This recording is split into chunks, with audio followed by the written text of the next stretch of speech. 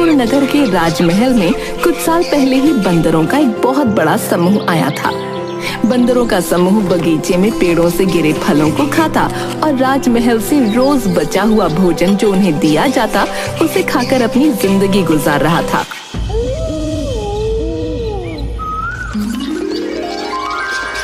सरदार, तुमने तो हमारी जिंदगी ही बदल दी। अगर तुम्हारी बात मानकर हम इस राजमहल में ना आते तो आज बाकी बंदरों की तरह जंगल और नगरों की धूल खा रहे होते। कितनी मेहनत भरी जिंदगी होती है वहां। तुम सबने मुझ पर विश्वास किया और मुझे अपने समूह का सरदार बनाया है, तो मेरा फर्ज बनता है हमेशा तुम सबका भला सोचने और तुम सबकी देखभाल करने का। सरदार, तुम्हारे कहने पर ही हम सब चंद्रपुर आए और इस राजमहल में शरण ली। तुम्हारी बात मानकर हमने कभी पेड़ों पर लगे फलों को तोड़कर खाने की कोशिश नहीं की। जो कुछ भी पेड़ से गिरता हम वही खा लेते और उसका नतीजा ये है कि महल के सेवकों ने कभी हमें महल से भगाने की कोशिश नहीं की, बल्कि वो सब तो खुशी खुशी हमें महल का बचा हुआ स्वादिष्ट भोजन भी देते हैं। हाँ, जिसके कारण हम सब इतने हृष्ट पुष्ट हो गए हैं। सभी बंदर ठहाके लगाकर हंसने लगे। वनराज एक बूढ़ा लेकिन बहुत ही ज्यादा बुद्धिमान बंदर था और समय समय पर अपना परामर्श बंदरों के समूह को दिया करता था। वनराज की बुद्धिमानी की वजह से बंदरों का समूह आराम की जिंदगी बिता रहा था। राजमहल के किसी भी सदस्य को बंदरों के समूह से आपत्ति नहीं थी, इसलिए उनका जीवन सुखपूर्वक बीत रहा था। एक दिन राजमहल में महाराज अपने मंत्री से बोले, मंत्री जी, राजकुमार को भेड़ बहुत पसंद है। वो सारा दिन सिर्फ अपने इस भेड़ के आकार के बने खिलौने को हाथ में लिए रहते हैं। आप पता कीजिए और कहीं से राजकुमार के खेलने के लिए सचमुच की भेड़ मंगाइए। आखिरकार वो राजकुमार हैं। एक ना एक दिन तो उन्हें असली जानवरों का सामना करना ही है, तो क्यों ना अभी से उनकी शिक्षा शुरू कर दी जाए। जो आदेश महाराज। महाराज की जय हो। महाराज, आपके आदेश के अनुसार हमने दूसरे राज्य से राजकुमार के लिए 2 भेड़ें मंगवा ली हैं। ये तो आपने बड़ा ही उचित कार्य किया है मंत्री जी। भेड़ को हमारे समक्ष पेश किया जाए।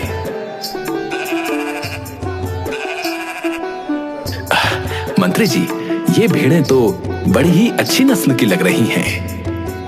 महाराज, हमने जिस राज्य से इन्हें मंगवाया है वो राज्य अपनी अच्छी नस्ल की भेड़ों के लिए ही प्रसिद्ध है। उस दिन के बाद से एक प्रशिक्षित व्यक्ति की निगरानी में राजकुमार भेड़ के साथ खेलने और समय व्यतीत करने लगे थे। अब राजकुमार का सबसे प्रिय साथी ये दोनों भेड़ थे।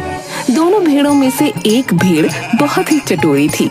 जब मन करता रसोई में घुस जाती और खाने की जो चीज मिलती उसे खा लेती। इस चटोरी भेड़ ने तो मुझे परेशान कर रखा है। जब देखो तब रसोई घर में आता है और जो भी खाने की चीज मिलती है उसे खा लेता है। मुझे हर समय इसकी निगरानी करनी पड़ती है। तभी वो चटोरी भेड़ फिर से रसोई घर में आती है और महाराज के लिए तैयार किया हुआ भोजन देख उस पर कूद जाती है, जिसके परिणाम स्वरूप बाकी का भोजन गिर जाता है। रसोइया गुस्से में हाथ में लिया हुआ बर्तन भेड़ को फेंक कर मारता है। वनराज रसोई घर के बाहर लगे पेड़ पर बैठा ये सब देख रहा था। सत्यानाश हो इस भेड़ का। इतनी देर मेहनत करके महाराज के लिए स्वादिष्ट भोजन बनाया था और इस लालची ने सब कुछ बर्बाद कर दिया। अब हमें दोबारा से महाराज के लिए भोजन तैयार करना होगा, वो भी इतने कम समय में। ये सब जो कुछ भी हो रहा है वो उचित नहीं है। कहीं रसोइये और भेड़ की तनातनी हम बंदरों के विनाश का कारण न बन जाए। ये चतुर भेड़ तो खाने के लोभ में कभी भी रसोई घर में चला जाता है। यदि किसी दिन क्रोधवश रसोइये ने चूल्हे की जलती हुई लकड़ी उस पर फेंक दी तो अनर्थ हो जाएगा। सरदार, आप इतना चिंतित क्यों हो रहे हैं? इन चीजों से हमें क्या फर्क पड़ता है? ये तो रसोइये और भेड़ के बीच का मामला है, हमें इसमें नहीं पड़ना चाहिए। तुम समझ नहीं रहे हो। अगर रसोइये ने गुस्से में चूल्हे की जलती हुई लकड़ी उस भेड़ पर फेंक दी तो भेड़ का शरीर तुरंत आग पकड़ लेगा और आग की जलन से भेड़ इधर उधर अपनी आग बुझाने के लिए भागना शुरू करेगी। तुमने देखा है कि रसोई घर के सबसे पास घोड़ों का अस्तबल है और वो अस्तबल सूखी हुई घास से भरा हुआ है। अगर भेड़ गलती से भी उस अस्तबल में चली गई तो वो अस्तबल धधक उठेगा, घोड़े जल जाएंगे, बहुत अनर्थ हो जाएगा और घोड़ों का जलना हम बंदरों का काल बन जाएगा। मुझे लगता है सरदार, आप कुछ ज्यादा ही विचार कर रहे हैं। वनराज कुछ भी नहीं बोलता। रात के समय जब पूरा समूह सो चुका होता है, उस वक्त भी वनराज की आंखों में नींद नहीं होती। ये बात उसे परेशान कर रही होती है। सुबह होते ही वनराज अपने समूह की सभा बुलाता है और उन सबके सामने अपना संदेह प्रकट करता है। मुझे ऐसा लगता है कि रसोइये और भेड़ के बीच की लड़ाई और आगे बढ़े उससे पूर्व ही हमें राजमहल को छोड़ देना चाहिए, क्योंकि इन दोनों के बीच की लड़ाई हमारे लिए प्राण घातक सिद्ध हो सकती है और हमारा विनाश निश्चित है। सरदार, हम आपकी बात से सहमत नहीं हैं। हम इस राजमहल में इतने आराम से रह रहे हैं, हमें क्या जरूरत है यहाँ से जाने की? आपको भी इन बातों में नहीं पड़ना चाहिए और आराम से अपना जीवन व्यतीत करना चाहिए। सरदार अब बूढ़ा हो चुका है, इसका दिमाग काम नहीं करता। हमारी अच्छी भली आराम की जिंदगी चल रही है, फिर भी न जाने क्यों इसे ये राजमहल छोड़कर जाना है। मुझे तो लगता है कि सरदार अब बूढ़ा हो गया है, इसलिए उसका दिमाग काम नहीं करता। जब वनराज ने ये बातें सुनी तो उसने तत्काल राजमहल छोड़ दिया। कुछ ही दिनों बाद भेड़ रसोई घर में घुस गई और उसे देखते ही रसोइये ने चूल्हे से जलती हुई लकड़ी का टुकड़ा उठाकर भेड़ पर फेंक दिया, जिसके कारण भेड़ के शरीर में आग लग गई और वो इधर उधर भागने लगी। कई घोड़े जलकर मर गए। ये खबर सुनते ही महाराज अस्तबल के पास पहुंचते हैं। मंत्री जी, तुरंत वैद्य को बुलाया जाए और मेरे घोड़ों का उपचार कराया जाए। महाराज, वैद्य को बुला भेजा है, वो आते ही होंगे। राजमहल के पशु वैद्य आते हैं। वैद्य ने घोड़ों के घाव का परीक्षण किया और बोले, इन घोड़ों को शीघ्र ठीक करने का एक ही उपाय है महाराज, कि इन पर बंदरों की चर्बी लगा दी जाए, जिसके कारण घोड़ों का घाव अति शीघ्र ठीक हो जाएगा।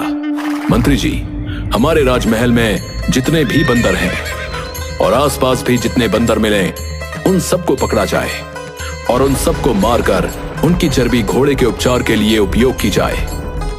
हमें हमारे सारे घोड़े अति शीघ्र पहले की तरह स्वस्थ चाहिए। राजा का आदेश मिलते ही राजमहल के सारे बंदरों को पकड़कर मार दिया जाता है और उनकी चर्बी घोड़ों के उपचार के लिए प्रयोग की जाती है। बंदरों का पूरा समूह समाप्त हो जाता है। जल्द ही वनराज तक ये खबर पहुंच जाती है। मैं राजा को नहीं छोड़ूंगा और प्रतिशोध लेकर रहूंगा। उसने मेरे पूरे समूह को समाप्त कर दिया।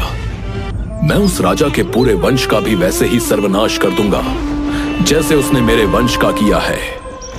एक दिन बंदर पानी की झील के पास बैठा हुआ राजा से प्रतिशोध लेने के बारे में सोच रहा था। तभी उसने कुछ देखा। इतने सारे पैरों के निशान झील की तरफ जाते तो हैं, परंतु इनमें से कोई भी निशान वापस आता हुआ नहीं दिख रहा है। अवश्य इस झील में कोई राक्षस या मगरमच्छ रहता है, जो झील में जाने वाले हर मनुष्य और जानवर को खा लेता है। मुझे इस बारे में पता लगाना होगा। वनराज ने चतुराई दिखाते हुए कमल के तने से झील से पानी पी लिया। ये देखकर झील में रहने वाला राक्षस बाहर आ गया। वो बहुत ही विशाल और डरावना था। उसने कई तरह के आभूषण भी पहन रखे थे। राक्षस वनराज से, जो भी इस झील में आता है मैं उसे खा जाता हूँ, लेकिन तुम तो बहुत ही चतुर हो। मैं तुम्हारी चतुराई देखकर प्रसन्न हूँ। बोलो, तुम्हें क्या चाहिए? मैं सिर्फ इतना चाहूंगा कि आप मेरी मदद करें। किस तरह की मदद चाहिए तुम्हें? एक राजा ने मेरे पूरे वंश का नाश कर दिया है। मैं उससे प्रतिशोध लेना चाहता हूं। आप मेरी सहायता करें। मुझे अपना कंठहार दे दें। मैं आपको वचन देता हूं कि मैं आपका कंठहार आपको जल्दी ही लौटा दूंगा और उसके साथ ही आपके भोजन का प्रबंध भी कर दूंगा।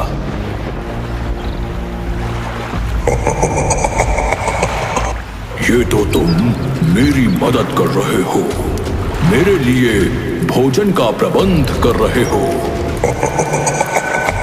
उचित है। राक्षस वनराज को अपना कंठहार दे देता है।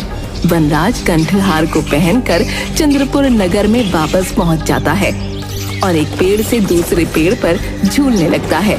जो भी उसे देखता और वो कंठहार देखता दंग रह जाता।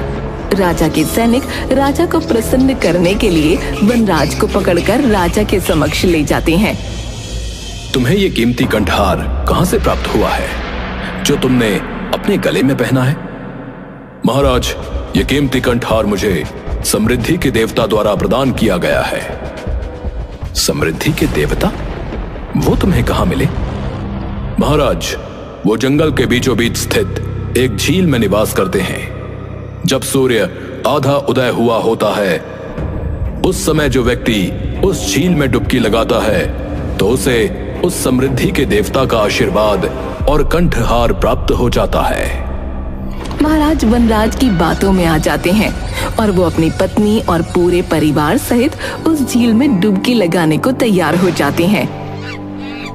महाराज, कल सुबह की मंगल बेला में आप सब उस झील के पास पधारिए और अपने पूरे परिवार और स्नेही जनों के साथ झील में डुबकी लगाकर समृद्धि के देवता का आशीर्वाद प्राप्त कीजिए।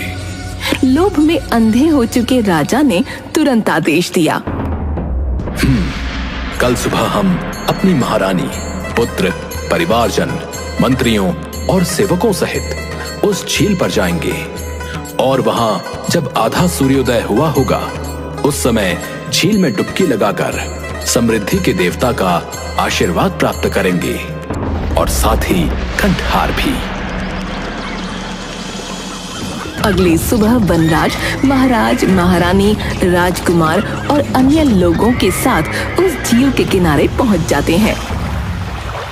महाराज, आप सबको अलग अलग स्थान से झील में उतरना होगा, क्योंकि अगर आप सब एक स्थान से ही झील में जाएंगे तो जो पीछे होगा उसकी बारी आते आते सूर्य पूरा उदय हो जाएगा और वो समृद्धि के देवता के आशीर्वाद और कंठहार से विमुक्त रह जाएगा।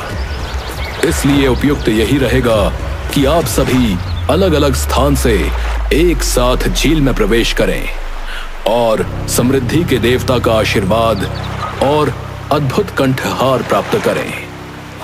महाराज, परंतु आप सबके जाने के बाद अंत में झील में उतरिएगा। महाराज अपने साथ आए हुए सभी लोगों को झील में उतरने का आदेश देते हैं। सब अलग अलग स्थान से झील में उतरते हैं और राक्षस द्वारा खा लिए जाते हैं। जब कुछ देर तक कोई बाहर नहीं आता तो महाराज चिंतित होकर वनराज से, वनराज, महारानी, राजकुमार, राजकुमारी, मेरे परिवारजन, मंत्री, सेवक अभी तक बाहर नहीं आए। कितना समय लगेगा उन्हें? मैं कब इस झील के अंदर जाऊंगा? वनराज एक पेड़ पर चढ़ जाता है और बोलता है, अरे दुष्ट राजन, तुम्हारा समस्त परिवार, मंत्री और सेवक सबको राक्षस ने खा लिया है। तुमने मेरे पूरे परिवार को मौत के घाट उतारा था। आज मैंने उन सब की मृत्यु का प्रतिशोध तुमसे लिया है। जिस तरह मैं अपने पूरे परिवार और समूह के बिना अकेला अपना जीवन व्यतीत कर रहा हूं, इसी तरह तुम भी अब से अपना जीवन अकेले ही व्यतीत करोगे और अपने किए पर पछताओगे। तुमने एक जीव के प्राण बचाने के लिए दूसरे जीव की हत्या कर दी। एक बार भी ये नहीं सोचा कि वो घोड़े तो तुम्हें प्रिय हैं, लेकिन बेचारे बंदरों का क्या? इसलिए तुमने उन निर्दोष बंदरों का वध कर दिया। मुझे अपने किए पर बहुत पछतावा है। मैंने जो किया वो गलत था। तुम मुझे क्षमा कर दो। वनराज वहां से चला जाता है और महाराज भी अपने किए पर पछताते हुए अपने प्रियजनों के वियोग में मानसिक रूप से प्रभावित होते हैं और पागल हो जाते हैं। उसके बाद कभी किसी ने वनराज को नहीं देखा। बुरे कर्मों का फल हमेशा बुरा ही होता है।